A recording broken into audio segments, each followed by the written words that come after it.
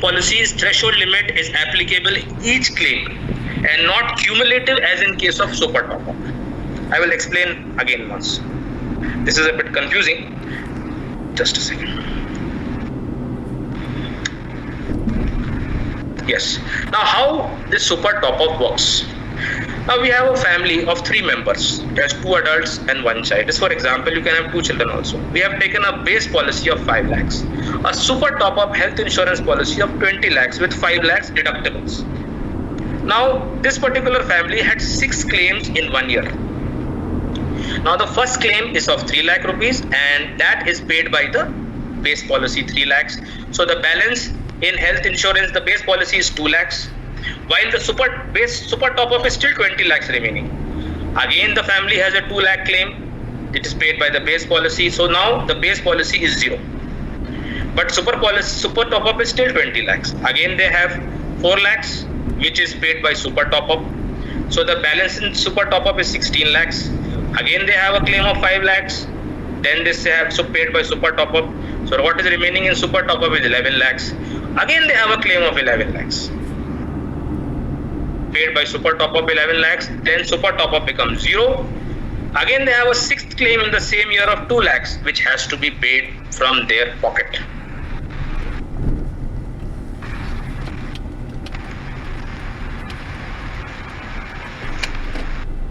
So I can't change the slide.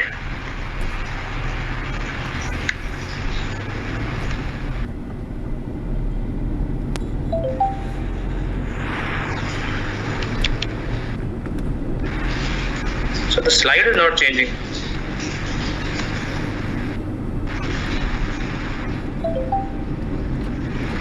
Hello?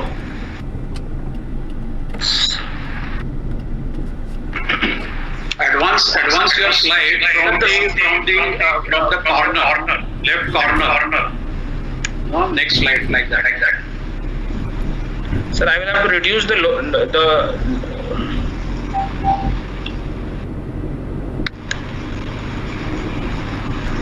Restart.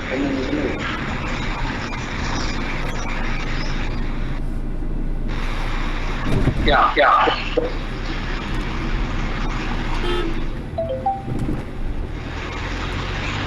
Sir, can you see my full screen? Yes. Please go ahead. Yes, sir. In the above example, the first 2 claims will be paid by the base health insurance policy of 5 lakhs. Next 3 lakhs will be paid by the super top-up, as I explained. The 6th claim will not be paid by any policy. You can have different sum insured and various deductibles option in super top-up policy. With a base policy of 5 lakhs and a super top-up policy of 20 lakhs with 5 lakh deductibles, the total cover is 25 lakhs. So I will explain why is it important to have a super top-up and a base policy then rather than having a 25 lakhs of base policy. How super top-up policy can reduce our premium. Premium in super top-up policy is much lower than the normal health insurance policies. We again take a family of 3. So sum insured is 25 lakhs. 2 options. One is you take a base policy of 25 lakhs. Another option is normal health policy of 5 lakhs, base policy, and a super top-up policy of 25 lakhs with 5 lakhs deductibles. Am I going a bit faster? Hello? Am I going fast, sir? Carry on, Amit, carry on. Yes, sir. It's okay, go ahead, please. Yes, sir. Go ahead. So now, family of 3, base policy 25 lakhs, and another option is base policy 5 lakhs and a super top-up of 20 lakhs with 5 lakh deductibles. So annual premium of 25 lakhs base policy is 30,000 rupees.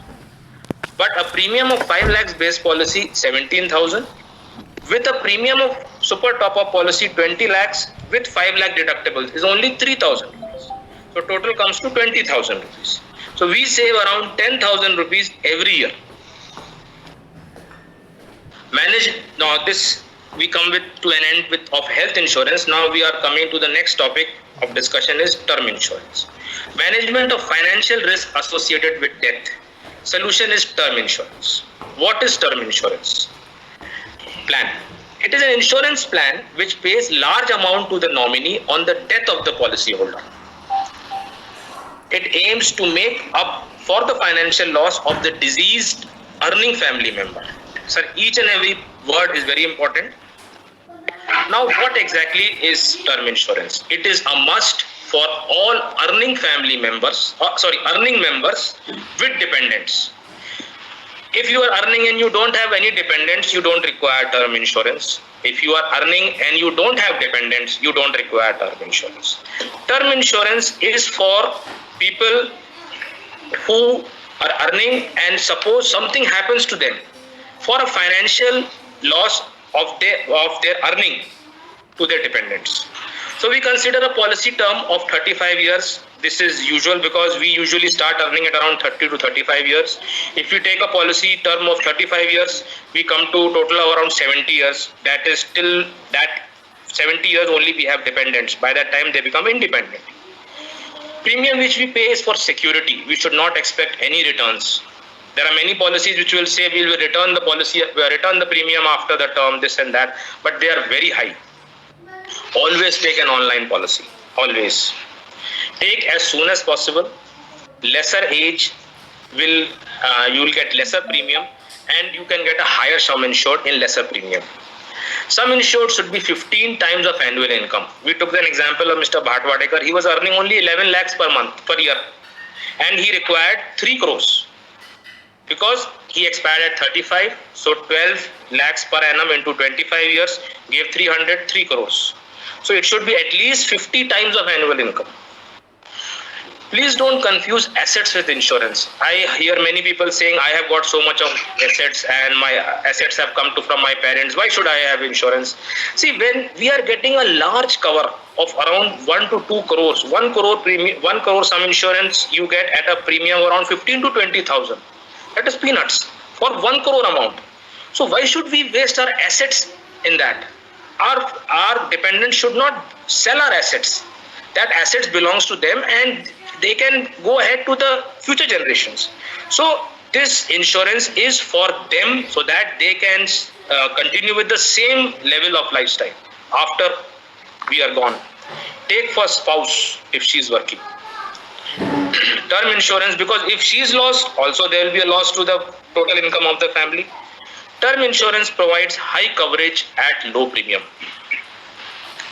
This is a very important point, sir. This I would like to emphasize. This every term insurance should have this. This is known as Married Women's Property Act of 1874. What exactly is the aim of term insurance? It is to financially secure your wife and children in case you are no more. We agree to this. But what if our children and wife don't get even a rupee out of the proceeds when they need it the most? This can happen if you have an outgoing home loan or a business that has incurred debts. In such a situation, the sum insured can be claimed by your creditors or attached by the court for repayment of your debts. So the whole sum insured will go to the creditors from whom you have taken loan. Then how do we protect the interest of wife and children? This is where Married Women's Property Act come into play. You can avoid this by simply buying your life insurance policy under the Married Women's Property Act. What is Married Women's Property Act? The Married Women's Property Act was created to secure the assets owned by a woman. See, you are buying a policy for whom? For your wife. So it is an asset of your wife and children. You are buying it for them. It is an asset belongs to them. Owned by a woman against her husband, means her husband's wife, husband's parents, his creditors and his relatives. Section 6 of Married Women Property Act covers any insurance policy taken by a man on his own life in favor of his wife and children. So if you are buying a life insurance policy under the Married Women's Protection Act, Property Act, for the benefit of your wife and children, the sum insured will always be their property. It cannot be claimed by your lenders, nor it will be considered a part of your business asset that the court or the bank can confiscate. Who can opt for this insurance? Any married man who is a resident of India can take insurance policy. A widower or divorcee can also opt for this policy. Under this policy, in such scenario, the children are beneficiaries. However, the benefit can be only availed while taking the policy. This is very important. All those who have taken term insurances cannot do anything with their policies. This is only when we take the policy. The beneficiaries claimed in the policy under Married Women's Property Act can be your wife alone, child or children, or your wife and children together. As a policy holder, you can assign specific percentage of the sum insured to each beneficiary or divide it equally.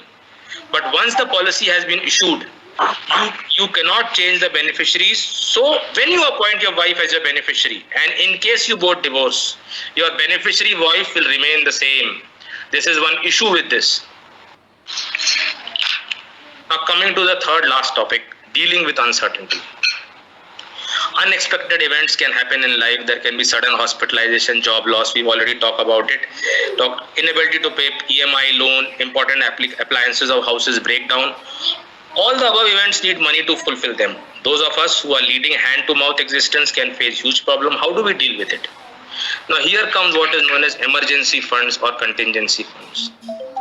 How to calculate the amount which we require? Calculate the following things and keep it saved separately.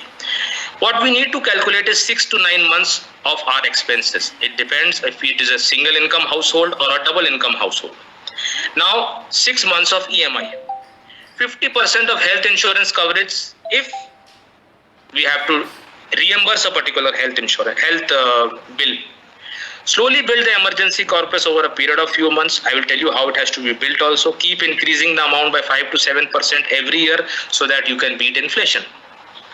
Where to save? Cash for immediate liquidity. Have 1 month expenses in cash. It has to be cash which is liquid mutual funds. Second is liquid mutual funds. Have a debt card linked to the liquid mutual funds. Third is arbitrage mutual fund. This is a very important thing. I will discuss this in the mutual fund section. Savings bank account, fixed deposits. These are 5 places where you should have your emergency funds. Remember that emergency funds should have easy liquidity. Do not worry about generating returns. Intent of emergency fund should be available at time of need. Don't park all emergency funds in one liquid mutual fund only. This is apart from cash, savings and FD, savings bank and FD. If you need money from liquid fund, it is instant redemption for amount of less than 50,000. So invest in 4 different liquid funds from different fund houses so that you can get directly 2 lakh rupees. This way it will serve 2 purposes, one diversification and increases the amount to 2 lakhs. This is how you save 6 months of emergency fund, 20% liquid, 20% FD, 20%. This can be customized individually according to whatever is comfortable. So what are lessons we have learned is that we are young, so we can correct ourselves. And we can also tell others that debt fund also can get locked. We have seen that crisis. Many people have locked so much of money in debt funds like Franklin Ultra Short debt funds, and they are in a huge mess because money is not coming back in 1 to 2 years minimum. So how to beat inflation? Just investing in fixed deposits, mixed insurance product and LIC, will generate returns lower than inflation and will have difficulty in the future. This is one point which is there is a lot of controversy. I believe we should stop all our LICs because it gives mere returns. What is the solution? Invest in asset class which can beat inflation, which is only one, which is equity. Take home messages, cover your basics, have insurance for death, disability and death, disease, disability and death, keep insurance and investments separate, have emergency corpus for unexpected events in life, consider investments which beat inflation. Thank you. Thank you, sir. Thank you, Amit. I think you have extensively and properly covered the whole the topic. And now we go to the next topic, which is by Rishi Grover. It is more or less on the same line. All of us, we know that we are practicing urology. Some of us have their own nursing home. Some are freelancing. Some are in corporate hospitals. But with this lockdown of 1 month and probably going on for quite some time, and the patient flow also is going to be less, all of us are affected directly or indirectly. Now, it is very difficult to continue practice like this of just few patients in a day as against to the big number what we were getting before, doing only few elective or emergency surgeries. Our fixed outflow is kept constant. The expenses are almost the same, but the income has almost stopped. So in a situation like this, how to overcome this problem? So Rishi Grover is going to speak about how the urologists are affected and how to overcome this problem. Rishi, as you know, he owns his own nursing home. He has studied a lot about the economics of running a nursing home. He has given lectures in our last finance con also, and he has in-depth and a scientific knowledge of how to manage all these problems. So let us hear from him as to what are the first problems and what are the solutions for that, because we want to have solutions also, not the only problem. So over to you, Rishi. Please go ahead. Thank you, sir. Am I audible? Yes. Okay, so without wasting further time, I'll start off with the effect of this corona and any other crisis on small nursing homes. We will focus mainly on the finances. I will not talk about PPEs and medical precautions and anything else. So life was going well, it was good, practice was good, earnings were constant, and nothing much to complain about. And suddenly we had one big monster who came in, we couldn't even see it, and everything was disrupted. Before proceeding, the mandatory disclaimer, this situation is unprecedented. No one knew what to do. Even I don't know what to do. In my talk, I may miss out a lot of things. There are something which I may have done absolutely wrong. My suggestions you may not agree with. Any difference of opinion is welcome. We can discuss that in the time given later. I will outline how we reacted as a hospital. We are three partners working together, how we face the crisis, what we are planning for the future. And as I said, we will be focused, because this is not only related to finance, some amount of how to manage the hospital and the staff may also come into the discussion. Another disclaimer, I will use no statistics for two reasons. Because there are no statistics, because this is a situation which has never occurred in our lifetimes before, and statistics are like bikinis, they reveal only what they want to reveal. So there are various phases of a crisis. This is a classification which I have made. Each phase may last for a few minutes to few days to few weeks, depending on your personality type. So whenever there is a problem which occurs, the first thing is, this is not possible. How can the Prime Minister lock down everything? Why is this happening? We don't know. Next, you go into despair. You realize that everything is shut down. Patients have stopped coming. But then the future is absolutely dark. You go into despair for some time. Finally, you accept the problem. You realize that the patients are not going to come. The lockdown is complete. You still have the salaries to be paid. The EMI still have to be paid. This is followed by reaction. Rather, it is an overreaction. And what happened to us was, we made a rush to buy PPEs and sanitizers and face masks and shields and everything from any vendor at any price, whatever quantity was available, because we were fearing it is going to run out of stock in the market. We were buying left, right, and center. After this overreaction phase, you have a phase of normalization where you become and start thinking a little rationally. Then you sit down and resolve. You say, this is not the worst I have faced in my lifetime. I can manage this problem. Let me plan. And then you come to the last, which is called the planning phase, where you sit down and make a plan. Till now, you were a part of the problem. Once you start to make a proper plan, you become a part of the solution. As a person, you have multiple facets. You're a busy professional, a doctor, a husband, a father. So the perspective of the lockdown varies the facet of yours. As a professional, I may be happy because I turned vacation and I need a good time to rest. As a doctor, I feel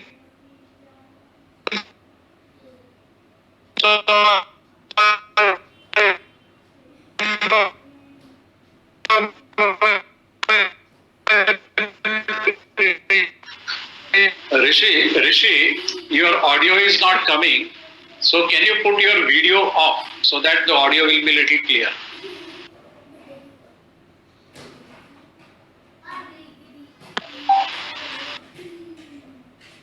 Hello, Rishi, can you hear me? Can take the next one. Am I online again?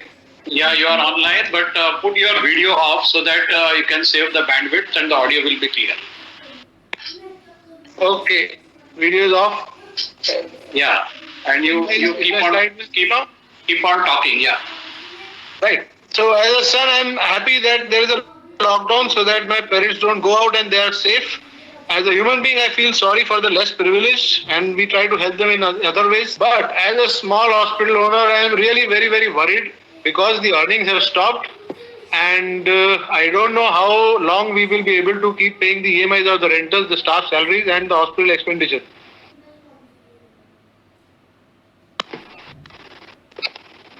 So once this crisis started, we sat down as a team, the three partners. There are two urologists and one surgeon, and we already had our assigned duties from day one. We just planned to continue with those duties. Like I used to look after day-to-day management, the NABH and the insurance parts. What we did first, we stopped all OPDs, we stopped elective surgeries. Then we reduced the on-duty staff by 50%. Instead of calling people for 6 or 8 hours duty, we call them for 12 hours duty. They come in the morning, go in the night, so that they don't have to travel too much. We provided them with whatever materials we could for protection, like mask, cap, goggles, face shields to everyone. And most importantly, we had to reassure everyone that even we are not, though we are calling them to work, there will be no salary for the login period at least. The next salary was due within 10 days or so. So what I did, I told my manager, he went to the bank and he withdrew the cash. He got it, and the next salary we paid 4 or 5 days in advance, and we paid it in cash so that the staff would not have to go to the bank to get it. We provided some additional cash because they would be sitting most of the day with no work, and they could arrange for tea, snacks, and meals even if they required. And one of the partners would visit the hospital every day just to keep the morale of the staff high. On the finance part, first thing we did was all the partners have some amount of professional fees which were pending from the hospital. All that was put on hold. We have our anesthetists who are regular. They are not full-timers. They come. We call only 2 or 3 anesthetists regularly. They said we don't need the money urgently. I think you will need it more. So very happily we have held back their dues also on their request.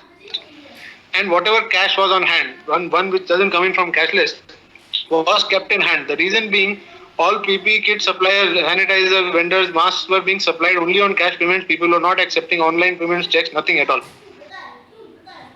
We checked all the account balances and cash on hand, and after checking all the accounts, we found that maybe till 3 months after we have held back everyone's payment, maybe for 3 months, we would be able to meet the expenses. After that, we really did not know what was going to happen.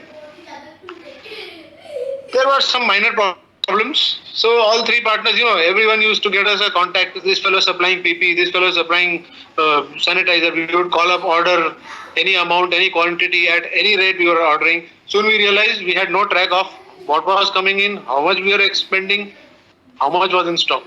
So we sat down, we decided that only one partner would place the order. If we got a contact of some vendor, we would just pass it on to him. He keeps stock of the orders, the payments and the stock.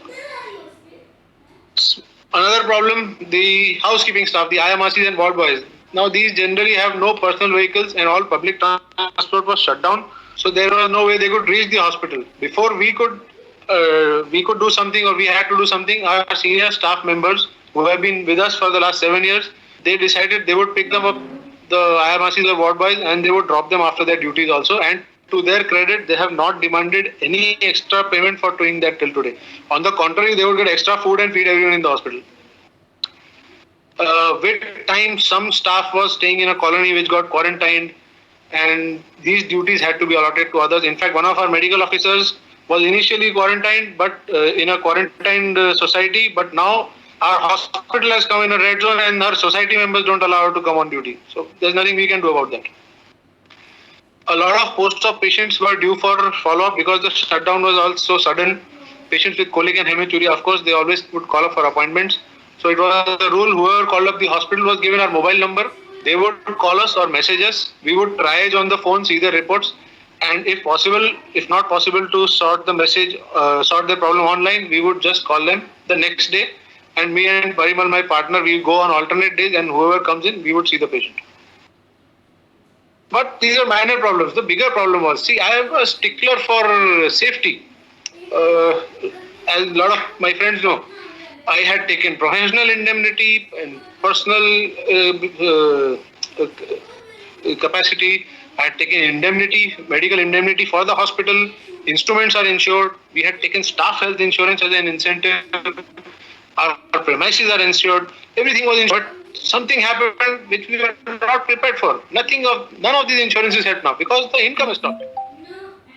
So how do we manage this? The management would have two parts. One is the immediate management of the ongoing crisis. The other would be a long-term management. And the third is how to prevent such a thing from happening again.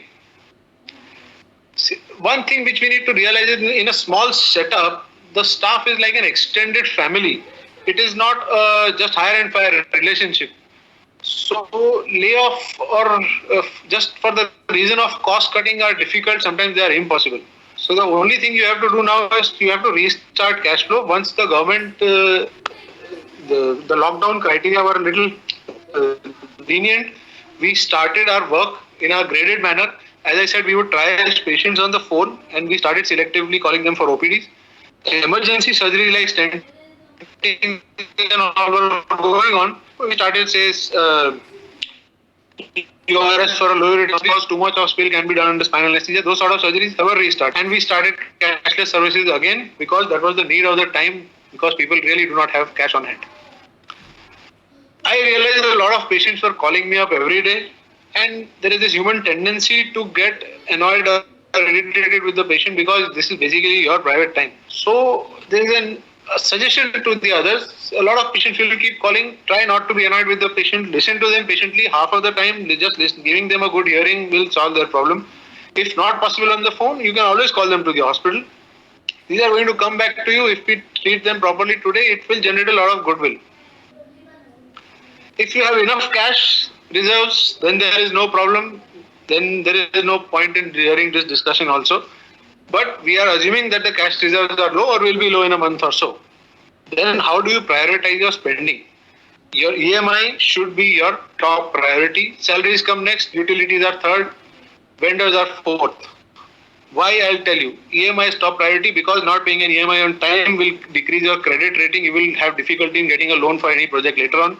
Salaries come second. You have to take care of your staff. They depend on you.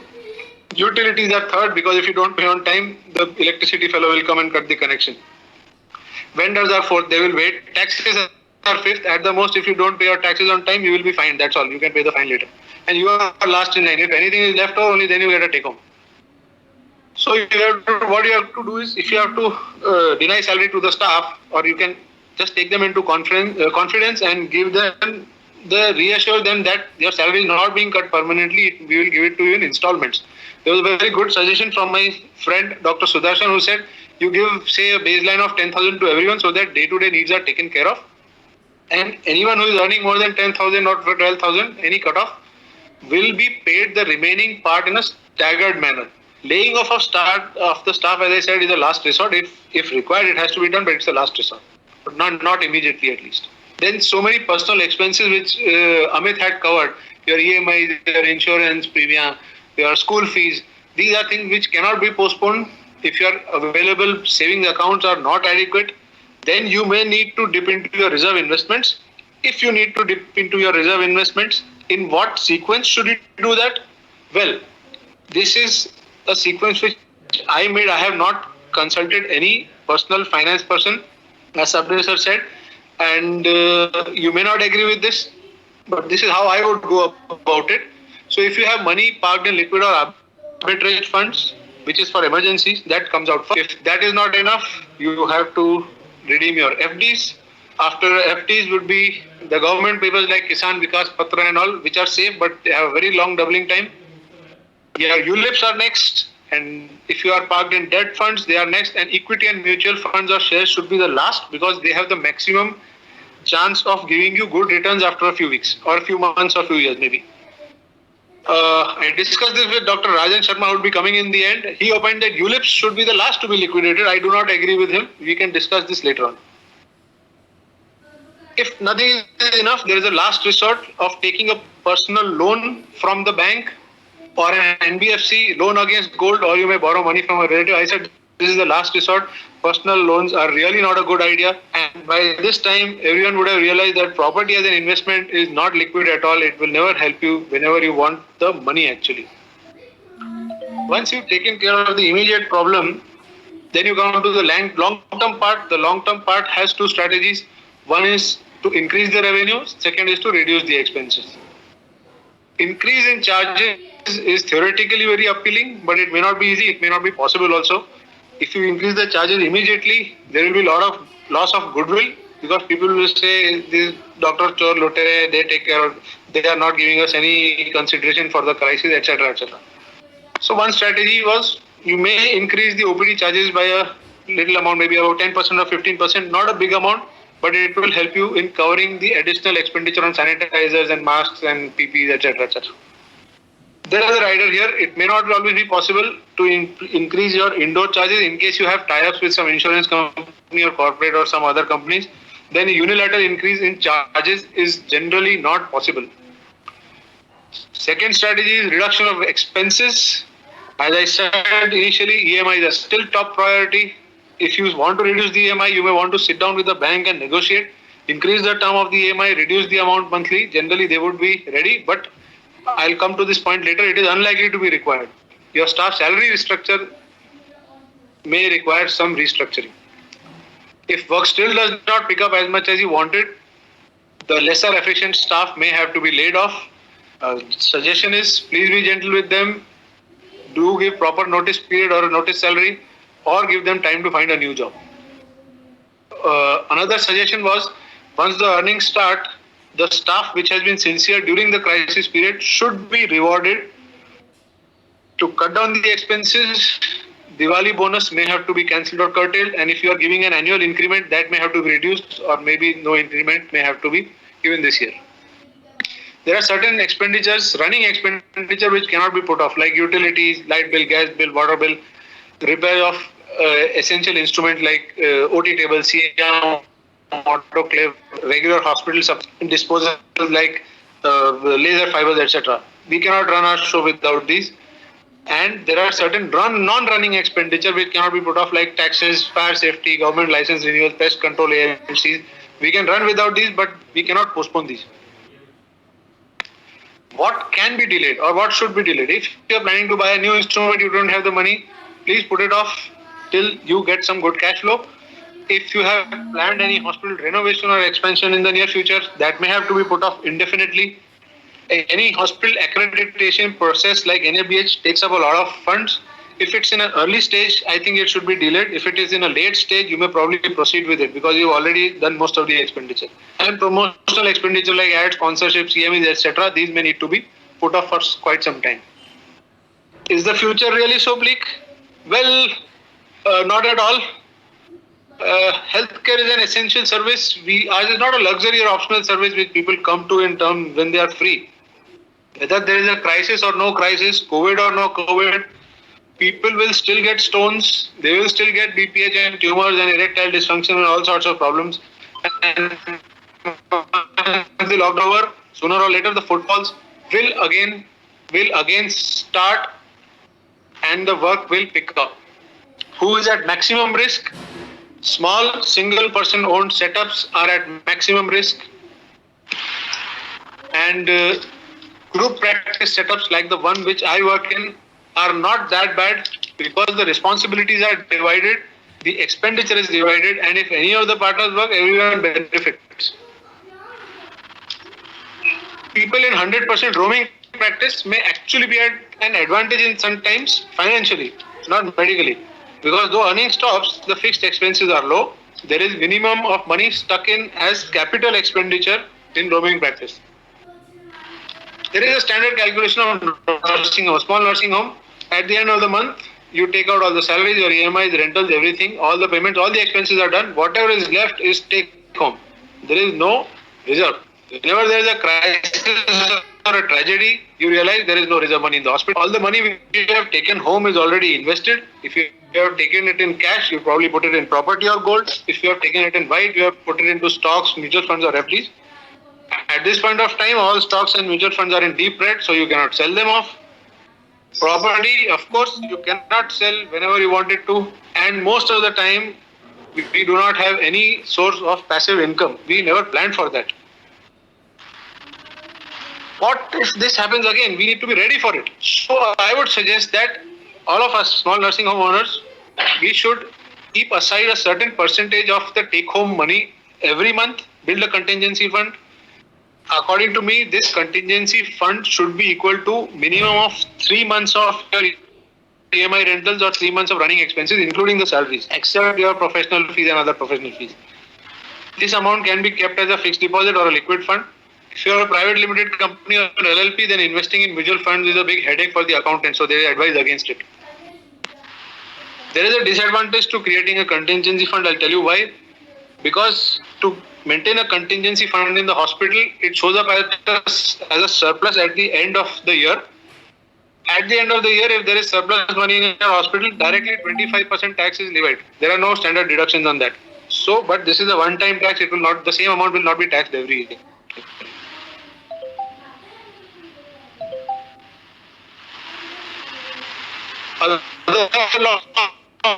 Some strategies. Well, if you are in the roaming phase and you're thinking of taking up, well, you should go into group practice. Don't go in for a solo setup. The future for solo setups is some medium to moderate, not very small setups. The medium size, they want to tie up with a corporate or sell out the management to the corporate and keep working as partners. And some people are completely fed up. I've met a lot of them, a few of them rather.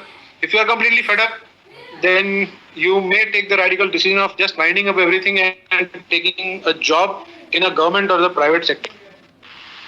The present mantra is you have to live to fight another day. Though this sounds good, the problem is that small nursing homes are constantly fighting for profitability and survival. Every day is a fight. Sometimes your fight is with the government. Sometimes it is with corporates. Today it is with Corona. And there is always more to come. It is maybe insurance companies, it may be NABH. David is always fighting the Goliath, it is trying to. Do not lose faith. This story was written more than 2000 years ago. For the last 2000 years, the ending has not changed. David always wins. David will win again. We too will come out of this crisis stronger, more experienced and wiser. Many thanks to Sabnis sir and Abhijit and all the other partners who helped me in preparing this presentation. And I sign off. Many thanks to everyone for being such a wonderful audience. Thank you so much. Well, thank you, Rishi, for covering that very important aspect. And I'm sure at the end, when we are discussing in the panel discussion, Rohit also is going to put the inputs because he also is the owner of nursing home. I can't call it as a small nursing home. Probably is owner of a very big nursing home. But certainly we'll take the feedback and the inputs from him also. So the next talk is actually by Abhishek Ladda, but he's not going to come and deliver the talk. And I've excused him because just yesterday he was blessed with the baby girl, so he's busy with all those things. So, but his talk is going to be taken by Dr. Amit Gaur. He's over ready and he's always very much knowledgeable. So he has agreed to present the talk which was prepared by Abhishek Ladda. So Amit, please go ahead. He is going to cover about the mutual fund aspect. I think the first two talks you heard, which was more or less related to the present crisis. But this mutual fund is the talk which is evergreen talk, and I'm sure the Amit Gaur will do a great justice to the talk. So Amit, please go ahead. Sir, am I visible in full screen? Yes. Once again, I would like to thank Sabnis sir and also Abhishek. He has made this presentation. Yesterday he was blessed. He was lucky to be blessed with a baby girl. Lucky, I will tell you why later on, because there are some schemes in mutual funds only eligible for people who have daughters. Sir, I cannot change the slide.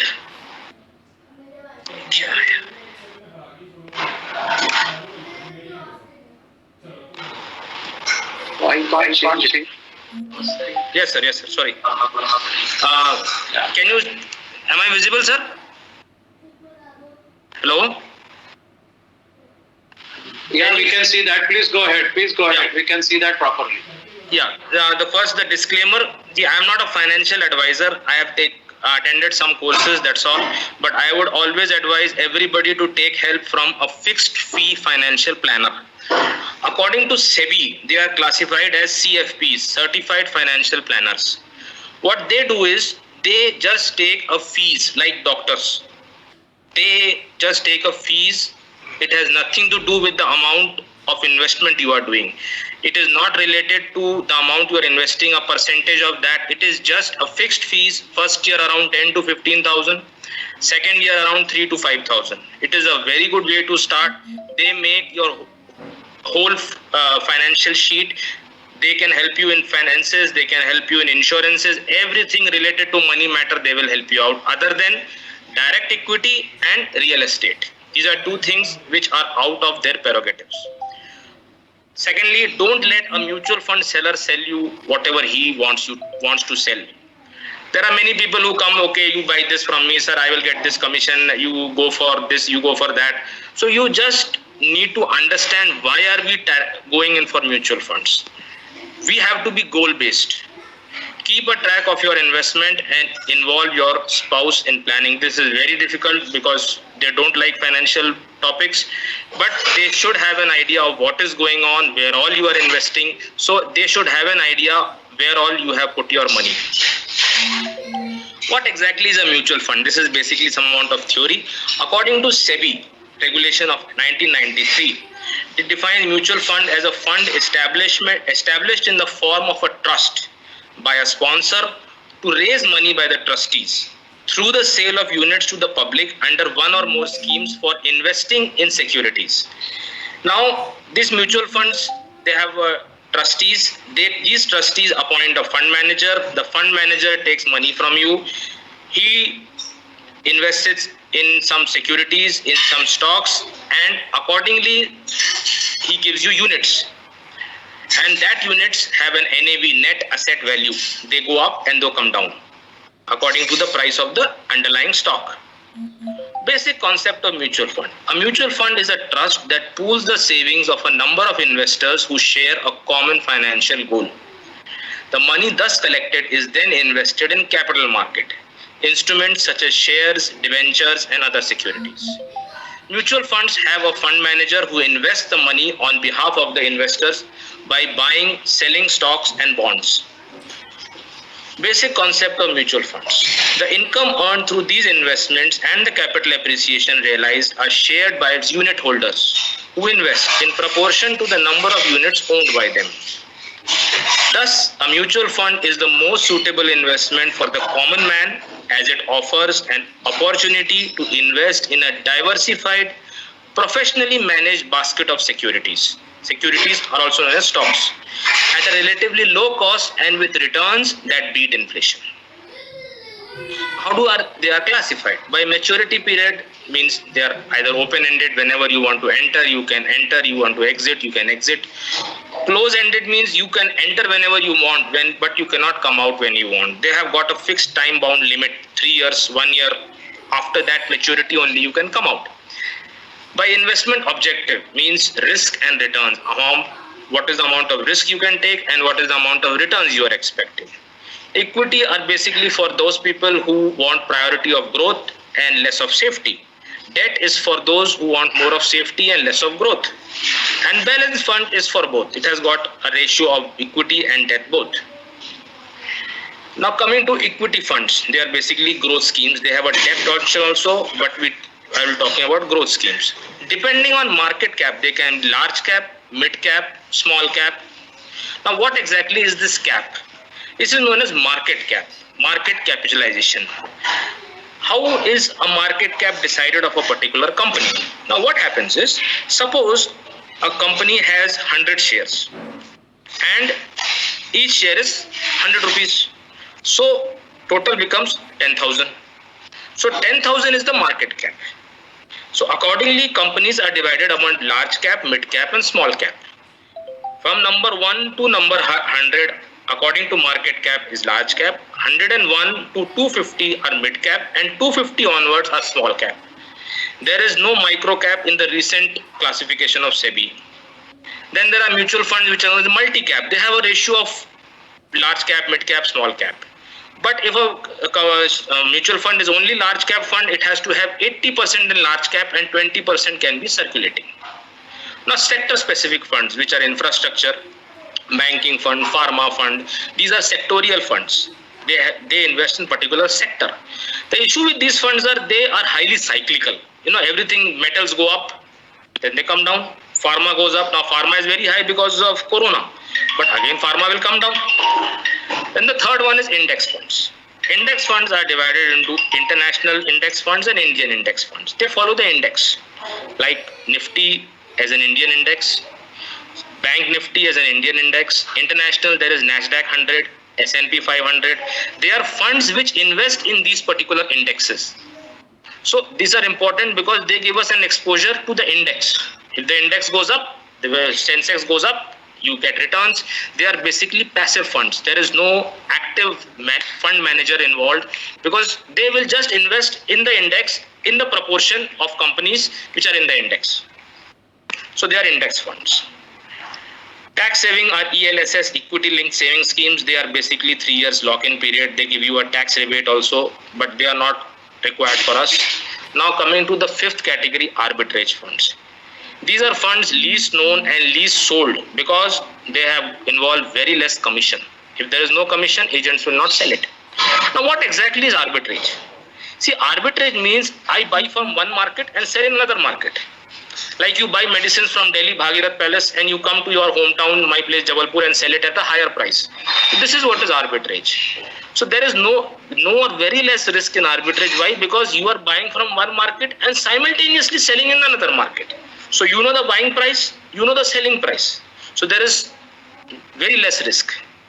And one more, they give you risk as equal to debt funds or liquid funds, but they are taxed according to equity funds. We'll come to the taxation part. Now money market funds or liquid funds, they invest in short-term debt instruments. They are low-risk funds. They are suitable for parking or surplus funds over a short term. This is what happened in Franklin Templeton. These are alternatives to putting money in a saving bank account. They invest a majority of money in debt, fixed income, fixed coupon bearing, like Sardar Sarovar bonds. These are coupon bearing instruments, government securities, debentures. They have low risk, low return. There is a general belief among many investors that all debt funds are like fixed deposits. This is what the agent or the mutual fund agent tells us, that they are like fixed deposits. The fact is that no debt fund is equal to FD. Depending on type of securities where debt fund invests, it carries different risks. Debt funds have two types of risk. One is the interest rate risk and second is the credit risk. I will elaborate on it later on. Balance fund, they invest in equity and debt. They have a balance around 65 and 35. The allocation may keep changing based on market risks. They are more suitable for investors who are looking at a combination of moderate returns with comparatively low risk. They can carry significant risk based on type of balance fund. They can be hybrid, they can be hybrid aggressive. There are many subcategories. So hybrid or monthly income pool. These funds are similar to balance fund, but proportion of equity assets is very less compared to balance funds. They are especially suitable for investors who are retired and want a regular income with comparatively low risk. When market fall, there is significant corpus fall. Gilt funds, they basically invest in government securities. They have no risk, but they have very high interest rate risk. Now, what exactly is interest risk? I will come to it. Now, why should we invest? See, inflation eats our money. Value of our money is falling every day. What we can buy today in 13,000, after 25 years, you will need around 1 lakh to buy the same thing. Suppose you are paying a fees of 13,000 for your children. After 25 years, that same class will require a fee of 1 lakh rupees, considering inflation at 7%. So if you spend 50,000 per month today, you will need 4 lakhs for the same lifestyle with added expenses for healthcare because age is going up.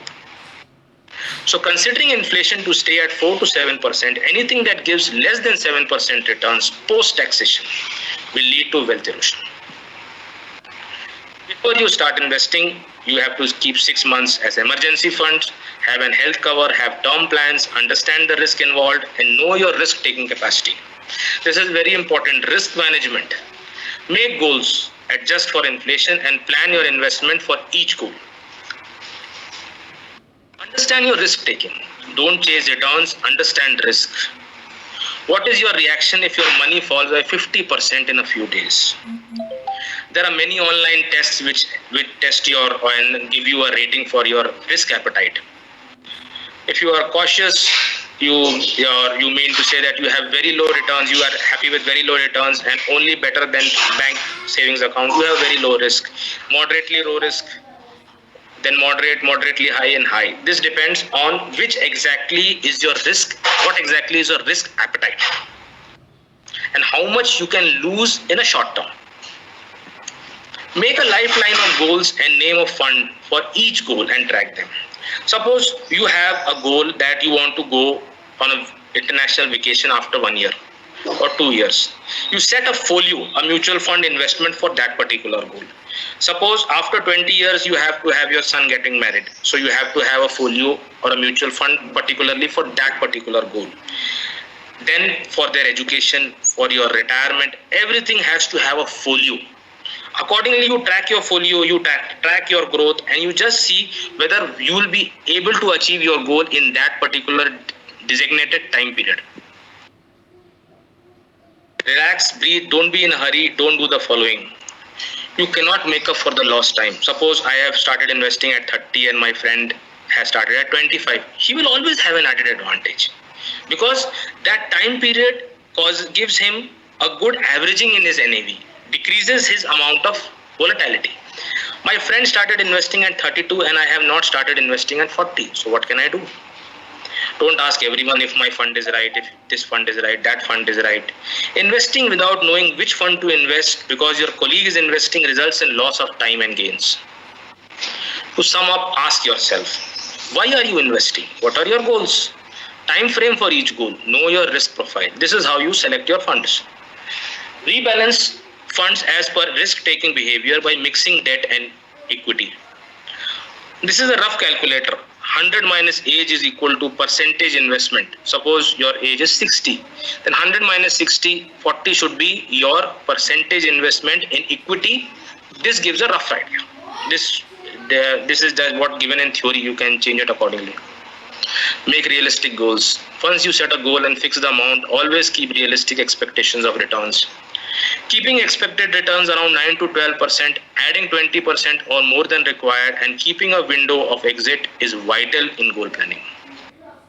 Don't expect more than 9 to 12%. Online calculator will help in finding how much money you will need to invest to get a desired goal. Index funds and ETFs. ETF stands for exchange traded funds. Both ETF and index funds can be used for passive investing. For active traders who want to make money by quick way of selling and buying index. Suppose today market is down, you buy an ETF of Nifty. Today market has gone up by 300 points. So that's around 8,500. So the index ETF will give you a better return. Just like stocks, you need someone to buy ETF when you have to sell it.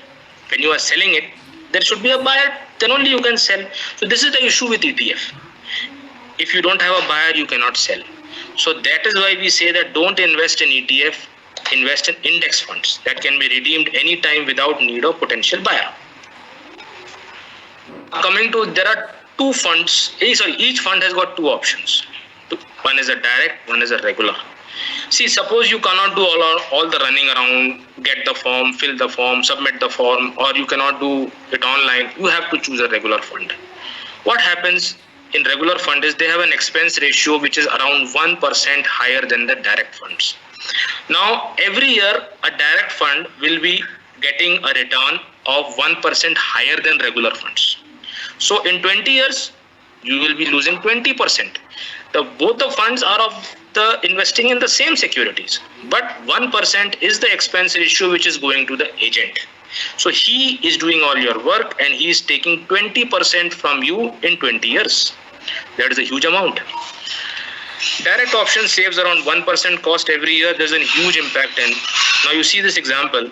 this expense is 1.7%. This is a regular fund. Here expense is 0.65. They are both same Nifty 50, Nifty 50. So this is the difference. Growth versus dividend option, we should always advise to use for growth option. Dividend is not tax-free at present. So in short, choose a fund as per goal and risk. What should ideally fund as fund name should have a direct growth option. For example, Access Focus 25 fund, direct growth option. This is the full fund name and it should come exactly when you give a check in favor of this particular fund. Number of funds and follow-up. Ideally keep number of funds to around 5 to 6. Large number of funds will make it difficult to follow up. Keep track of changes in policy, fund manager. What happens many times, these expense ratio changes. So just keep a track of it if possible. Review every 6 to 12 months. Don't watch every day like a trader. Remember, we are investors with aim of long-term wealth creation. If we have to see it every day, then why don't we go for direct equity? Consider switching of funds if fund is consistently underperforming in benchmark. Then it's PS over 2 years. Give it a time of 2 years. Coming to taxation. Taxation and mutual funds. Equity mutual funds and debt mutual funds. Equity mutual funds are taxed at 10% LTCG, long-term capital gain tax. 10% of profit over and above 1 lakh in one financial year against one PAN, in one PAN card. Debt mutual funds, they are taxed if you redeem them within 3 years. If you are in profits, that profits will be taxed according to your tax bracket. Suppose you are in a 30% tax bracket, so it will be taxed at 30%. It will be added to your profits and it will be taxed. If more than 3 years, profit taxed at 20% with indexation benefit. There is a CII, Customer Inflation Index, which is released by RBI every year. So that CII value will be added to your particular gains, and then there will be a taxation of 20%. So that is indexation benefit. What is an ideal portfolio? I would like to keep direct equity out of ideal portfolio. Equity component in the portfolio should consist of large cap funds or index funds. Index funds also consist of first 50 large cap funds. Multi-cap funds, international equity exposure, I feel it is a must nowadays. Nasdaq 100 and S&P 500 are two indexes which have got mutual funds from Indian AMCs, like Motilal Oswal has got a Nasdaq 100 fund of fund and Motilal Oswal S&P 500 fund of fund. Mid-cap funds, they have high volatility. The issue with mid-cap post reclassification is they have got only 150 shares to deal with, to churn their portfolio, because mid-cap is only 101 to 250 number. So they have to churn within that 150 only. So generating an alpha is difficult. Alpha is return over and above what is given by the index. I would advise to avoid sectorial fund. Now debt funds. So a debt component of the equity. PPF is must for all. Second is Sukanya Samriddhi Yojana. This is for all those who are having daughters. That is why I said lucky ones. This is a beautiful scheme by Government of India for all daughters for their weddings. This is very important scheme for all those, and all those who have daughters should have this scheme. Recurring deposits and arbitrage funds. If you cannot balance your debt component with the equity component, keep an SIP in debt funds. Gold, best part to keep gold is digital. Ornaments is what we cannot live without. Digital, there is an online platform, Bullion India, where you can get G units and S units. G units stands for 0.01 gram of gold and S units is 1 gram of silver. And whenever you want physical gold or silver, you can convert your G and S units to gold and silver. I've been using it since last around 5-6 years. It's a beautiful platform. Have an exit plan. This is a difficult part. When markets fall close to your goal and you don't reach your goal, what do? Exit should always have a window. If you reach your goal 2 years earlier, always withdraw corpus and shift to safe avenues. What does this mean is, like suppose your goal is coming next year. By this year only you start shifting to less riskier assets. Start shifting to something like arbitrage funds or start shifting to FDs when your goal is near. So you have to save the corpus which you have built all throughout this year. For larger goals like retirement, always keep a window of 5 years and gradually shift money when goal is approaching. Now, this is what I was telling. that the risk in debt funds, interest rate risk and credit risk. See, what is RBI doing is RBI reduces interest rates and increases interest rates. So when RBI is reducing interest rates, long-term debt funds can give higher returns. There are some debt funds which have given 12% or more returns in the last 1 year. But if RBI increases interest rates, your gain will be lost. To make money in long-term debt funds is not that easy. For a retail investor, it is best to avoid such funds and stick to arbitrage. Arbitrage will not be promoted by your agents because it involves very less commission. Credit risk is there in all types of debt funds. This risk is managed by the fund AAA plus AAA. This is what the rating is, what the fund manager follows. The fund manager will invest in securities of high quality to ensure that the investor money is safe. Credit risk. Some debt funds invest in low quality bonds less than AA and make higher returns. More risky, more returns. These funds always carry a significant risk of wealth erosion in case of any crisis which hampers repayment of bonds due to many factors. We have seen many funds rated as AAA, highest quality, turn poor in quick time with significant loss of money. Because they have high quality. Now what happened with DHFL or what happened with Vodafone in January? So avoid such things, debt funds. If you are a retail investor and if you don't want to take higher risk for a likely higher return, stick to these three types of debt funds only. Overnight funds, liquid funds and ultra short-term debt funds. See, this is what has happened in the recent times with debt funds. There has been a wealth erosion of around 72%, with an average of loss of 6 to 8% of annual returns. Now, falling markets, what to do with SIP investment? Long-term wealth is created by investing in a bear market. This is what people say. But I will say continue with SIP. Stopping SIP is not a good idea at that present. It's a very bad idea to stop SIP at present. Continue SIP, avoid lump sum investment. Small top-up in the same fund, index funds, can also create significantly better returns. Small top-ups means, like, suppose you have an SIP of 10,000 going on. Every 15 days, top up it with 5,000. Or every week you top up with 5,000. This can be done very easily. It pays to be patient. Now I will be showing you a chart. There are some periods in Sensex that Sensex has fallen by over 20%. And the time to take for it to recover to the previous highs. The data suggests that long-term horizon is essential to profit from equity, as your losses can be recovered if you simply stay invested. The moral of the story is that markets always come around and investors who keep a cool head always get good returns. These past figures I will just show. Now these are dates when it was high and it was low. Maybe forget these two charts. Now number of days to fall, the percentage of fall, forget these dates, number of days for recovery and the gains. Now we see in 1990-91, there were 108 days it took to fall around 40%.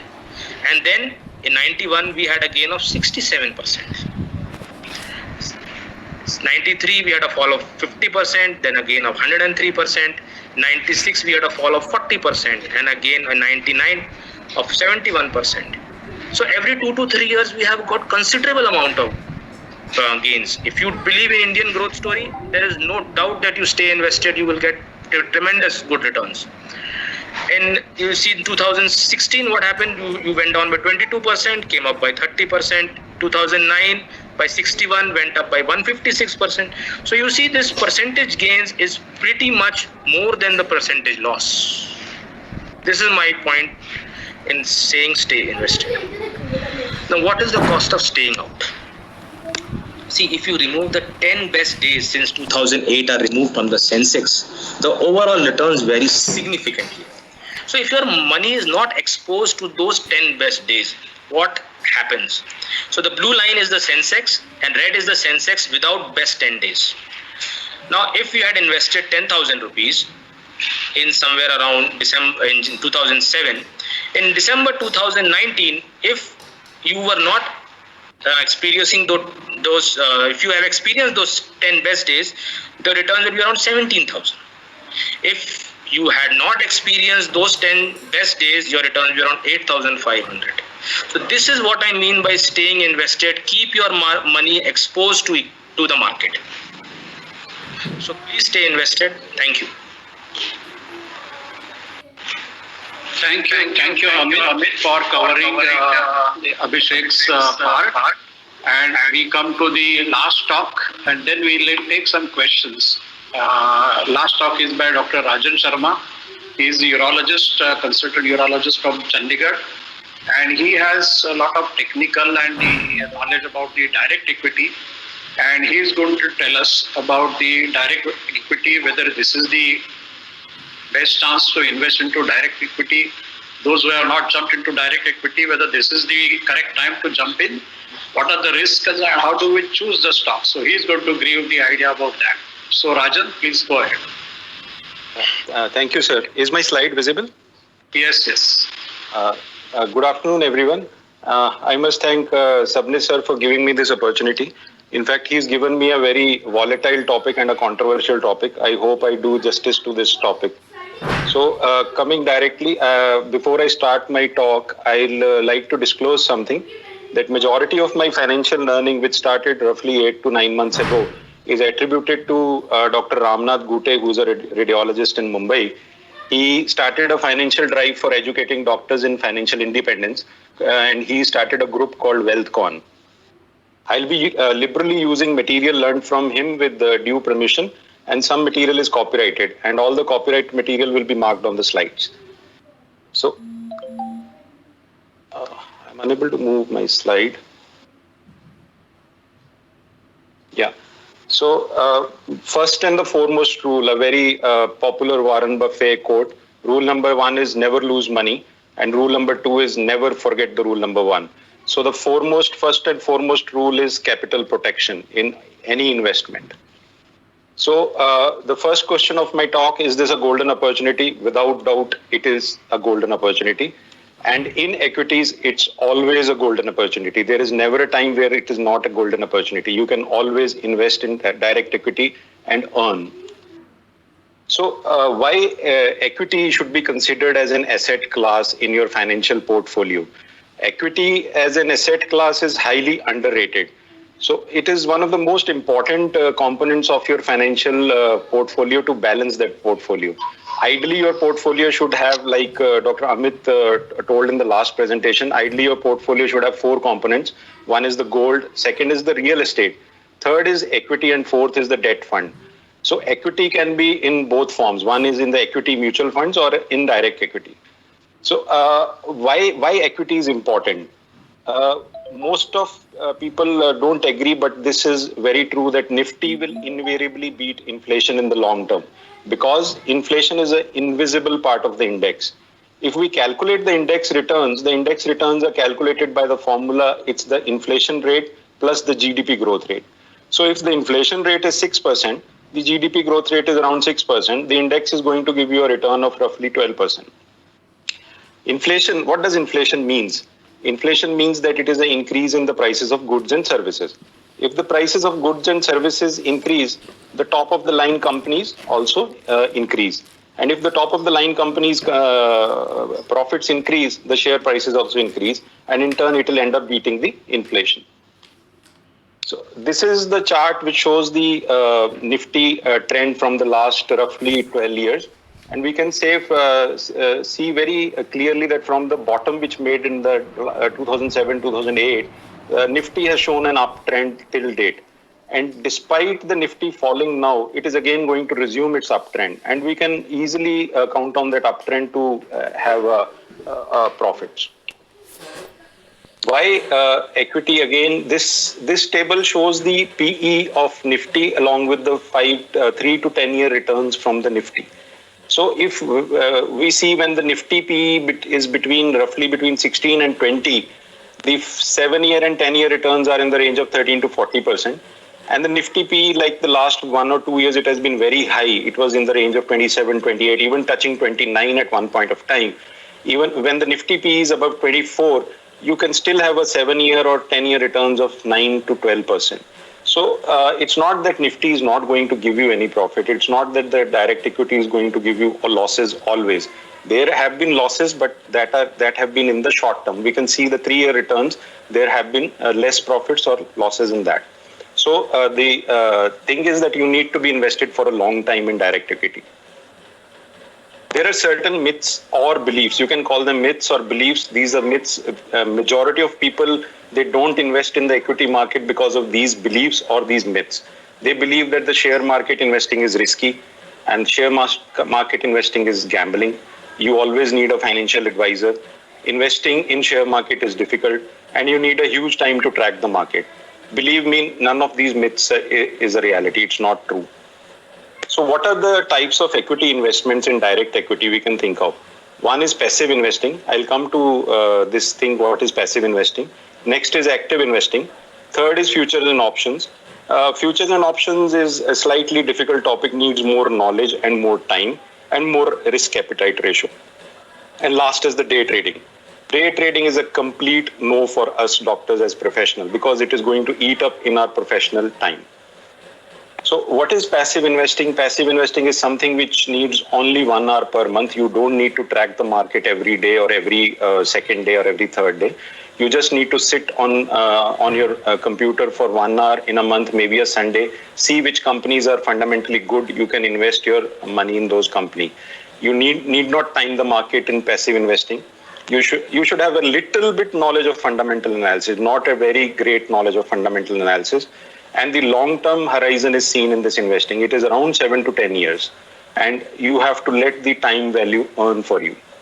So this active investing is something little different concept in which we keep doing profit bookings, in which we keep entering the script at a good time, exiting at a good time, again re-enter at a good time. This active investing needs at least 1 hour a week. Entry and exit points need to be planned. You should have a fair amount of knowledge of fundamental and technical analysis. And active investing has a midterm horizon of 1 to 3 years. Before I start on to how to analyze and choose stocks, this is a very apt quote from Peter Lynch. He says, although it's easy to forget sometimes, a share is not a lottery ticket. It's a part ownership of a business. So we all should know how to analyze a business because we are spending and we are buying a part of that business. So I'll come to the next part. How do I choose the stocks? Choosing a stock has two important components. One is the fundamental analysis, in which you can select fundamentally strong company. And second is the technical analysis. Technical analysis generally helps you to decide the entry and exit points in that share. And it helps you to forecast the future based on the past and the present data. Before I go on to the fundamental analysis, I like to just highlight that how a market analysis is done. There are two approaches for doing a market analysis. One is the top-down approach. The second is the bottom-up approach. Basically, in these two approaches, the same parameters are analyzed, but in one approach, the top-down approach, it approaches the market analysis from the macro environment, that is the global economy. Then you shortlist an industry. Then you'll shortlist a sector from those industries, and then you'll come to a company. And bottom-up approach goes from below, that you select a company, see a sector, then go to the industry, and then see the global environment. You can take any way which you like. Both will lead you to the same endpoint. So before I go to the detail of how to do a fundamental analysis, for majority of us, whoever are there in this profession, majority of us are passive investors. So for passive investing, there is a simple formula which has been designed by Dr. Ramnath. This is known as MPTDS criteria.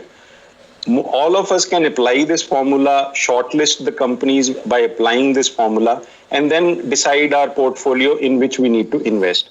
In this, there are 5 components in the MPTDS criteria. First of all is the market capitalization.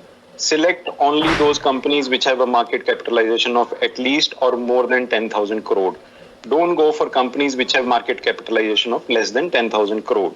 I'll just come to the market capitalization in the next slide also. Then are the next 4 data points. These data points can be taken up from any website like moneycontrol.com. You draw out last 5 years data for the price of the share, the taxation paid by the company, the dividend paid by the company, and the sales of the company. Put these values in the chart, make an Excel sheet, make a graph, and all the 4 values should show an upgoing trend. So once all the 4 values are showing an upgoing trend, that is a company which can be shortlisted for investment. Mind you, even the top Nifty 50 companies, all of them do not meet the MPTDS criteria. You can apply it to those companies and see. In fact, the market capitalization, I feel the large, how do you divide a company into large cap, mid cap, small cap? The indexes have a different way of dividing the companies into large, mid cap, as Dr. Amit showed that the first 100 companies are large cap, then according to their ranking, next 150 are the mid cap. I feel the companies should be divided into large cap, mid cap based on their market capitalization. So any company who has a market capitalization of more than 10,000 crore is a large cap. Between 1,000 to 10,000 is a mid cap, and less than 10,000 crore is a small cap company. And penny stocks are having a market capitalization of less than 10 crore. Blue chips should be very big companies, more than 1 lakh crore. There should be no debt, and they should be giving regular dividends. Now I'll come to the fundamental analysis. I'll just give you a brief touch points on the fundamental analysis, how to analyze a company. I'll be very brief because fundamental analysis is a vast topic. This is again a 4P analysis to rapidly do a fundamental analysis of company. This 4P analysis consists of 1P is the product, second is the promoter, third is the profit, and fourth is the price. You analyze each one and find a fundamentally strong company. Majority of the information about a company is available in the annual report of the company. None of us are in the habit of reading the annual report of the company. The annual report of the company gives us about the information about the product of that company, information about the promoter. The information about promoter is found in the MGT 9 section of the annual report of the company. You should also read the MDA, the management discussion analysis of the company. This section tells the story of the company. And this story drives the data, and that data drives the share market of that company and whether the company is fulfilling that story. And read the statements of the company and the board reports. Coming on to the next, first P, that is the product. So broadly, the product is classified into goods, services, and finance. We all know the goods are fast-moving consumer goods, the short-moving consumer goods, machines, houses. Services include the various services like insurance, asset management, healthcare, hotels, airlines, e-commerce, or entertainment. And finance, of course, includes the banks and the NBFCs, which can be lending or holdings. Second is the promoter, very important. The promoter has 3 cornerstones. We should see the integrity of the promoter, the competence, and his passion towards his business. This can be made out from these promoters of the Wipro, Mahindra and Mahindra. They meet all these 3 cornerstones of being a very good promoter. If the promoter is good, that is a fundamentally good, strong company. It will not go down so easily. The details about the promoter can be found in the MGT 9 section of the annual report. The MGT 9 section tells you about the birth of that company, about the business plan of the company, how that company is planning to expand the business, how that company is planning to further their business. You should also see what are the subsidiary holdings of that company. The more the subsidiary holdings, the better it is. More than 50% shareholding should be there with the subsidiaries. And you should make out the shareholding pattern of that promoter. If the promoter is pledging a lot of shares, get out of that company. Don't be in that company. That fellow is selling a part of his company. And see the debt of the company. Always see the remuneration being paid to the directors of the company. Sometimes it is astronomical remuneration. Those are not the companies to be in. And see whether the company has been having any penalties which they've paid. These are the 5 sins of the promoter, which if these are there, that promoter is not to be invested into.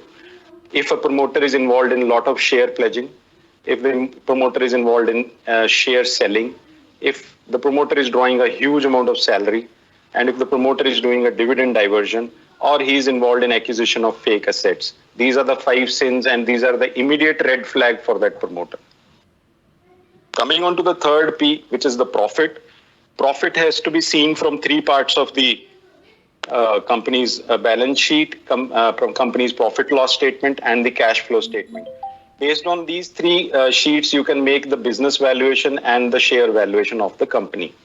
So I'll just touch the ratios which you need to see in the profit statement, because their profit statement runs into many pages and most of the people get confused what you need to see in them. So you just need to see these following points, make an Excel sheet, you can enter those things and then compare sectoral wise. So business evaluation ratios which are there are major ratios are the operating profit margin. The operating profit margin should be at least 20% for that company and should be increasing year on year. The net profit margin, that is the NPM, should be at least more than 10%. Return on equity should be good and year on year it should be showing an increasing trend. Then is the return on capital employed. Return on capital employed should be at least more than 15%, should not be less than 7%, because if it is less than 7%, you as well better keep that money in Kotak or IndusInd. They are giving you 6% on your saving bank account. Then the debt equity ratio. Debt equity ratio should be minimal. The company should have least debt on its head. Ideally, they say it should be less than 0.3, but I would suggest that prefer those companies which have a debt equity ratio less than 0.1. Then comes the two ratios, the current ratio and quick ratio. They are based on the current liabilities and the current assets of the company. You'll have to calculate these ratios. So the current ratio should be more than 1.5 and quick ratio should be more than 1. So in the profit loss statement, all these things should be seen. See the revenue of the company. The revenue of the company should be increasing year on year. Always see last 3 to 4 years of data. Don't be content with only 1 year of data. Then see the depreciation. Avoid those companies which are claiming high depreciation. Those companies are not to be parted with. Then comes the finance cost. If a company is having large debt, of course that company is paying a large interest burden. So if the finance cost is high, that company is to be avoided. Then there are a few parameters like the profit before tax, then the tax paid by the company, profit after tax, other comprehensive income, the total comprehensive income, and the earning per share. All these should be increasing year on year. And the dividend per share paid by the company should be increasing. Cash flow statements. Most of the people don't know how to see a cash flow statement. Cash flow statement has three components. One is the operating, second is the investing, third is the financing. So these are the two scenarios of a company. One is a healthy company, second is a loss-making company. So a cash flow statement of a healthy company should have an operating income in the positive and investing and the financial income in the negative. That means the company which has an investing and a financial income in the negative, that means financial income means the company is paying dividends, the company is buying back shares. That means it is income is in the negative. Investing in negative means the company is trying to make assets. That's why the money is flowing out. That is a structure of a healthy company. Any company which has a operating income in the negative and investing and the financial income in the positive is a loss-making company. That is not the company to be invested in. Coming to the last P is the price of a company or the price of the share. So you see the current market price, how the trend has been for the share price in the last 5 years. Then see the earnings per share. The earnings per share should be obviously be increasing year on year. And the PE ratio, the price to earning ratio. Ideally, the PE ratio should be less. This tells you about the valuation of the company. So it is the price to earning ratio. It should be less than 25. But always compare the PE ratio to the other peers in that particular sector. There are some good companies which will be available on a higher PE ratio. So always try to buy those companies when the share price makes a correction. Then there's the price to earning growth ratio. It should be less than 1 or around 1. And the price to book ratio, it should be less than 1. Technical analysis, I'll not be going into the details of technical analysis because it is a separate chapter in itself and it requires huge amount of time and it is beyond the scope of this discussion. So I'll just tell you in 2 slides what are the brief indicators which are there. So there are approximately 200 indicators for technical analysis. Few are lagging indicators, few are leading indicators. Lagging indicators are the one which happen once the action has already taken place. They show the action afterwards. And leading indicators, you can forecast the action based on those indicators. technical majority of people tend to do a mistake. They try to use the technical analysis for speculation. Never use technical analysis for speculation. It should only be used to hedge your investment. These are the various technical indicators. We should always narrow down to one or two technical indicators which suit your investing style. These are the basic indicators which we all should know about if we need to go into more of investing and trying to decide about entry and exit points. The first and the foremost and the only important technical analysis indicator is the price action. Price action consists of mainly the trends. There is a famous quote saying the trend is your friend. So always follow the trend. Then is the support, resistance or the demand supply zone. Then are the candlesticks, the Japanese candlesticks. Mainly the candlesticks are studied with patterns. The patterns are flag, pennants or triangles. In fact, you can go into the Hindustan Unilever chart nowadays. The Hindustan Unilever chart is forming a flag nowadays. And other indicators are the Dow theory, Elliott waves, Fibonacci, the Gann theory, harmonics, RSI, the relative strength index, moving averages, Bollinger Bands and the Ichimoku. So coming to the risk in equity. So what are the main risks in investing in direct equity? Mainly there are three risks in equity. One is the unsystematic risk. The unsystematic risk is the risk which is related directly to the company. That is the business which may make losses. But if we are investing in fundamentally sound companies, there are less chances of this unsystematic risk. Then there is a systematic risk. Systematic risk is the risk which is related directly to the market. It is related to the market volatility. And third, the most commonest risk, where majority of people lose most of the money, is the monkey mind. Monkey mind is the normal human nature, where you tend to jump from here to there. You try to buy shares when everyone is buying. You try to sell shares when everyone is selling. In the end, you'll end up losing money, and in the end, you'll end up closing the chapter of direct equity. You'll say, "Nahi, isme to paisa jata hai." So how do you do risk reduction? These are the 3 Ds to reduce the risk and increase the return in share market. One is diversification of your portfolio. Second is the duration of investing. Third is the dip buying. So with diversification, what generally suggested is that you try to buy 2 companies from each sector and try to have 10 to 15 sectors. So on an average, ideally you have 15 to 20 companies in your portfolio. With this, it comes to 30, but 30 is too large to, follow. So I would suggest that you should have at least 15 to 20 sectors in your portfolio. So when you have all these types of company, the risk of losing in all companies will be nil.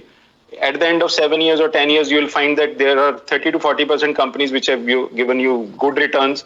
There will be 15 to 20% which would have given you average returns. And there will be 10% which would have, given nothing. So on an average, your portfolio will average out. You will have net positive returns.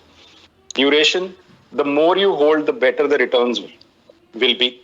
But obviously, having said that, you need to track your portfolio at a regular intervals, like maybe 3 monthly or 6 monthly, and try shunting out the companies which are not fundamentally strong. They need to be shunted out from your portfolio. So longer the duration of holding, lesser is the risk of losing money. And you should always indulge in dip buying. You should buy shares when the market is down at a fair price and risk is very less.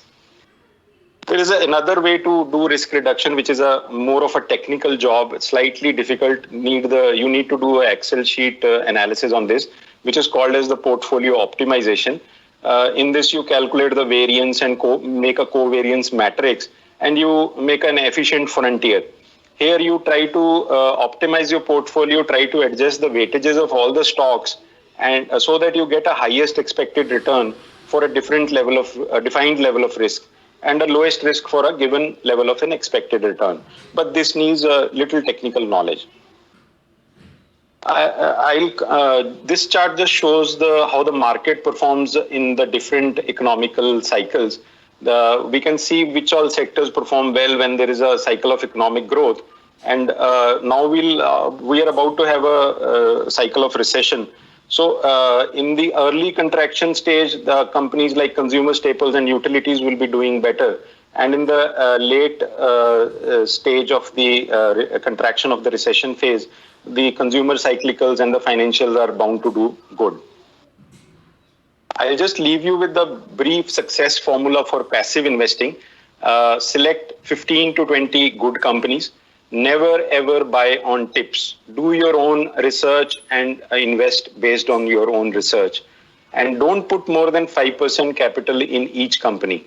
Invest every month. In fact, you can start a SIP in the share market. Define a portfolio and start a SIP. Your money will keep going into that, investing that portfolio every month. Top up the investment when the market is down and stay invested for at least 7 to 10 years. Withdraw the amount when the financial goal is achieved and don't look at the portfolio daily. You can track it monthly. What are the 10 steps to select good stocks? First 5 steps are those MPTDS criteria which I told you. Look at the market capitalization, should be more than 10,000 crore.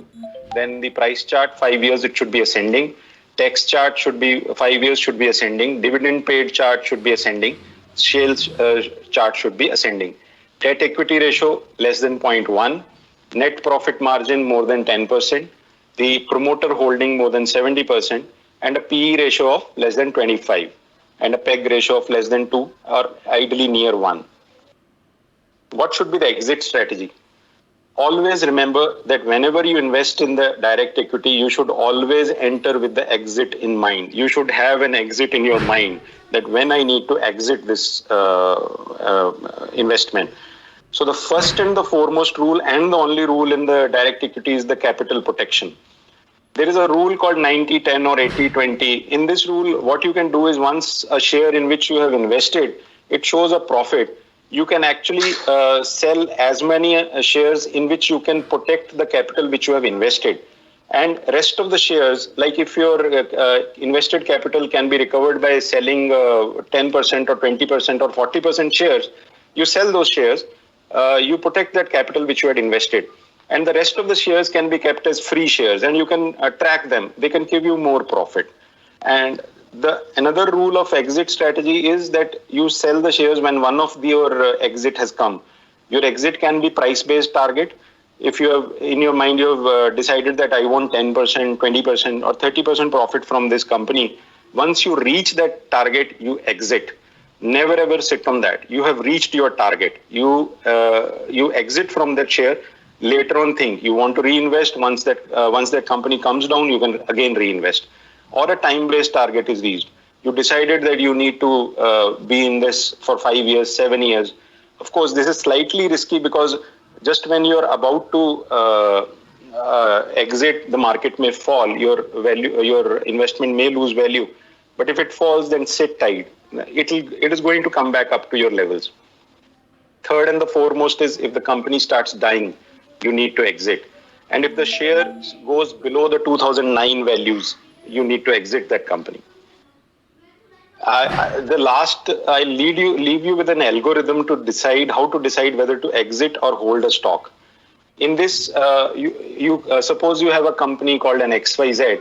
You are in a dilemma that Nifty and other companies are going up and my company is going down. How do I get out of this? How do I make a decision? So first of all, look whether there are any corporate governance issues, any promoter fraud or 5 sins of the promoter. If there is, exit. But if there are no corporate governance issues, see whether the company is making regular business losses year on year. Yes, if it is making losses, exit from that company. No need to sit on that. Don't do revenge trading that, yes, is it going to bounce back? I need to recover my money. Book your losses at an opportune time. Then see whether the share price is overvalued. You compare it with the PE of the benchmark. If the share price is not overvalued, exit from that stock. Whether you have a patience to sit on the losses. Yes, if you have patience to sit on the losses, then wait. If you don't have patience to sit on losses, then exit. Last but not the least, this is a very important slide. Warren Buffett has said that the stock market is a device for transferring money from the impatient to the patient. So we need to be patient while being in the direct equity. Thank you.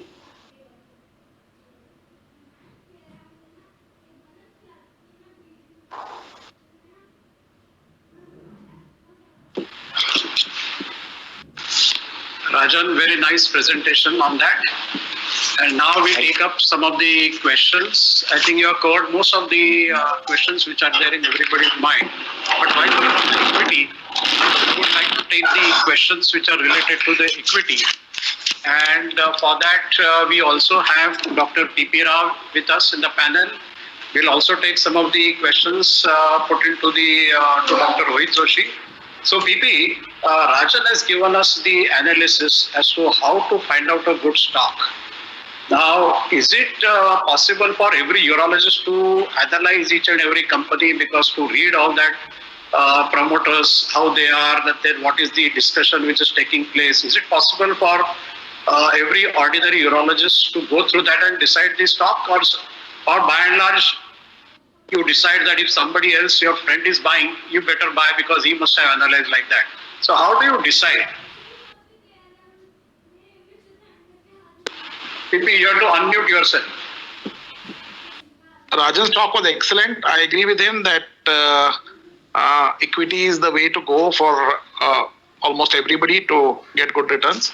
I personally believe in investing in direct equity rather than in mutual funds. I feel that he gave out all the things which you require to research.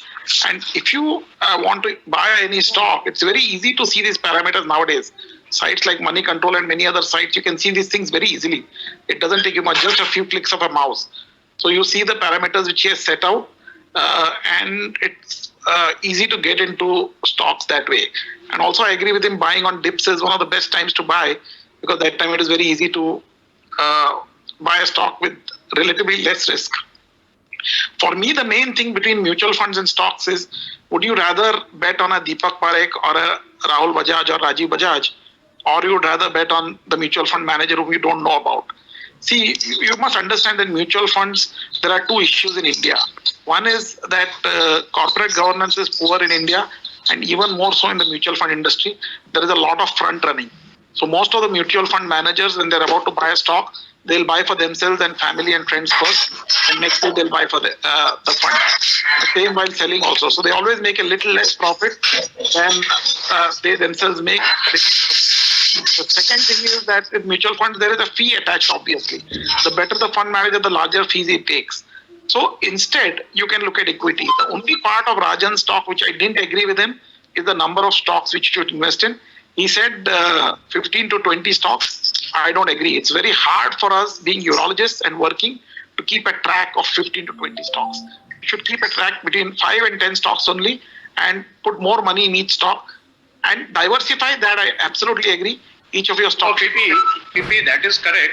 PP, that is correct. But what happens is that most of the times you stick to few stocks, and moment you buy a particular stock, the prices keep going down, and then you are in a fix.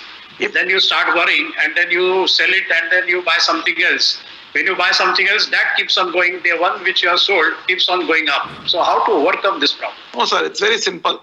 If you follow the parameters which he has told, and you are convinced that the promoters are good, the company is good, there is no reason to panic. In fact, on dips, I would buy more. It is like you keep buying on the day when the market is down in funds. I would say we should only look at two investment opportunities. One is direct equity and the other is index funds. Over the long term, worldwide, over the last 140 years, one basic questions which comes into the mind is that if all the parameters which Rajan has described, if everything is fine, then why the particular stock should go down? Quite often we have seen that fantastic stocks also, they crash. Why is that?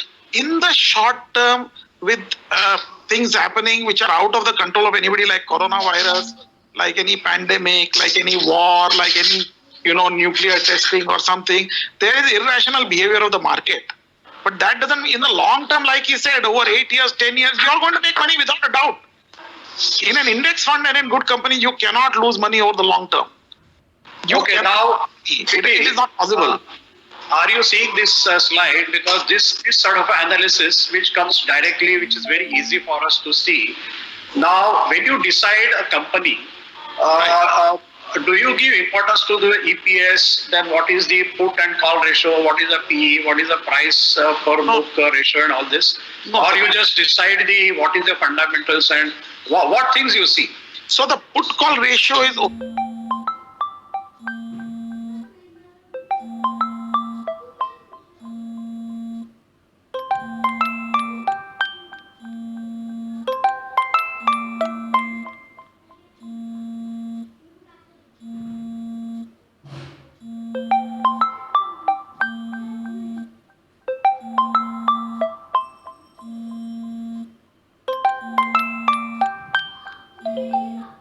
only for short-term and future F&O traders.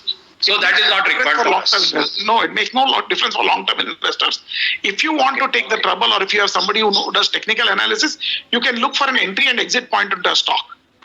So that you will buy when it's close to the support level and sell when it's close to a resistance level. But other than that, I don't think that these things matter for long-term investors. And the only way to make consistent money in the market is to buy good companies and hold on to them. And I do not Rajan, you said, Yes, sir. Rajan, you said that you do all this analysis. Now Yes, sir. you said that you have to just spend 1 hour in a week or 1 hour in a month. But Yes, sir. is it possible for a general urologist to understand all these things and make out that which company is actually good, or it is better to rely on somebody else to tell that okay, this company is good, you keep on buying? So what do you suggest? Sir, I'll tell you my story. 6 months, 7 months back, I did not understand a shit of this PE or EPS. I did not understand. When PP used to talk all this, it used to go over my head. And then when I started learning, in fact, actually it is easy. We as a category of professionals, we are the most educated ones. If we'll not be able to understand this, then who will be able to understand this? And we are just scared that these things, financial, these jargon, we are scared of it. But it is not so.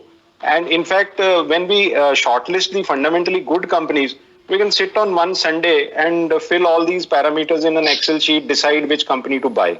So I don't So think it is where difficult. all these parameters are available? Are they, you have to go to individual company, or where is there any app which gives all these parameters, or you have to individually go to the company and search for it?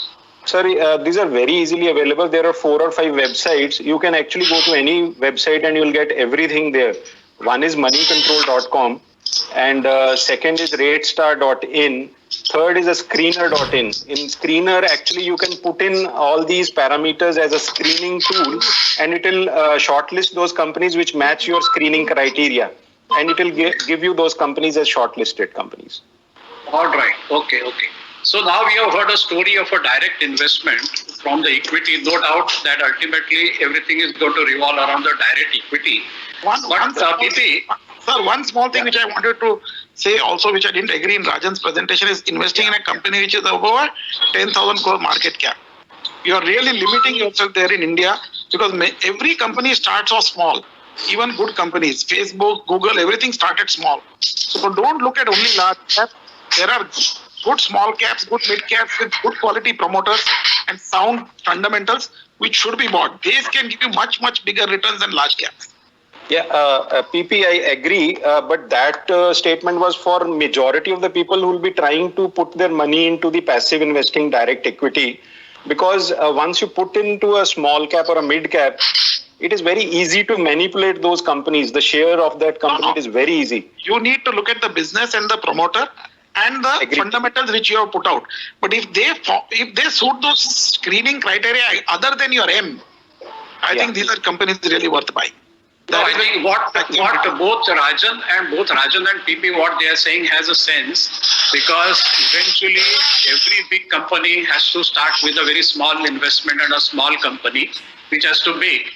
But what Rajan has actually said, and what may be applicable to many of us, is that we don't want to put that company which is going to give you a huge 1,000% profit. But if you put to a good company which is already established, it is likely to give maybe 20-25% profit rather than expecting a huge profit. So maybe a little safer to ensure that your money is not getting eroded. But I agree with you that small company is eventually going to become big, and that is going to give a huge profit. Rishi, you want to add something to that? Sir, I have a question for maybe Rajan or whoever can answer. How do you check the promoter's background? That is something which is not available online. So Rajan, how do you see that? You will come to know for the promoter's background. You will come to know the various news about him and what all he's doing. Like Vijay Mallya, if he's keeping so many, such a flamboyant lifestyle, I don't think that is a promoter to be with. No, but Rishi, your question, I think Amit is also raising his hand. Rishi, all companies which are listed on the stock exchange have conference calls with various houses and with the media. And these are all available online. So if you're looking at investing in a company, you will be able to see every quarter these companies have to come and give their prospects, or somebody from the company is going to come. All these TV channels, they have it all the time.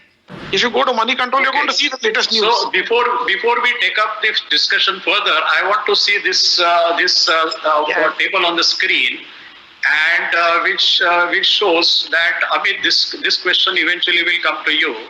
And just now the PP said that the index fund or the direct equity is the only way to go. But you see, this is the 20 years of follow-up of various active funds, and of course the index funds are the passive funds. Now, if you see, when the passive fund is giving 843% rise, there are active funds which are given enormous increase. So it is not that only the index funds which are likely to give a more profit, but even the active funds, if they are actually performing well, and if you invest in that, you are likely to get much more higher profit than the index fund.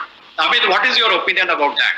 Sir, this slide you are going in the hindsight, sir. You are going in the hindsight. The issue here is it is very difficult to take out funds which will beat these alpha. Now you have here only 5 funds which have given us returns more than index. But if you see index, it is continuously giving a return since 1990 if you see. And then you are paying something more, which is an expense ratio. This is not your expense is not being calculated. Here, each and every index fund will have an expense ratio of not more than 0.10 or 0.15. While these direct funds will have an expense ratio around 0.9 to 1%. Correct. So, one more thing, to identify a stock. Now I will give you an example, sir. Axis.